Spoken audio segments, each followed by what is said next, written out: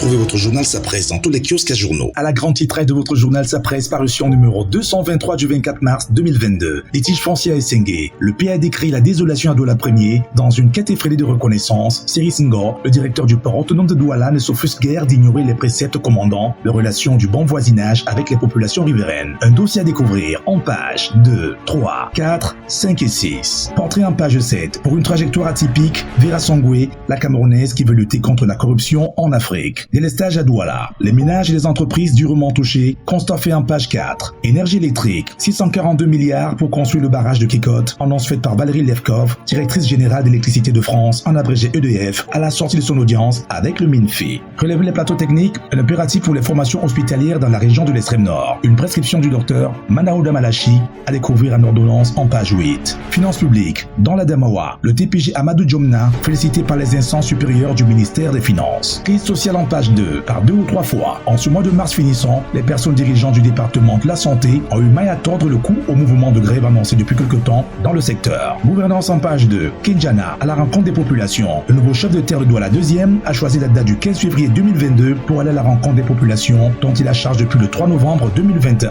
Le MINFI proroge de 3 mois. La décote sur la marchandise en fret maritime à lire en page 9. Afrobusiness en page 10. Le coup de pouce du Japon à la faveur de la signature le 3 mars 2022 d'un contrat de don entre l'ambassade du Japon et la commune de Bolova. 53 millions pour la réalisation d'une unité de transformation de cacao. Fenêtre en page 10 sur la prorogation de 2 ans des permis de canyon au détriment de la sonamine dans la bauxite de Ngaoundal et Macan. En écho des régions, le BIR en guerre contre la cataracte dans la localité du Djuron, département du Béré, région de l'Adamawa. Intégration économique sous-régionale, la BVMAC au cœur de la manœuvre, avec le lancement des cotations des emprunts obligataires arrivant à maturité en 2027. Ça presse, plus qu'une presse, au-delà de la presse.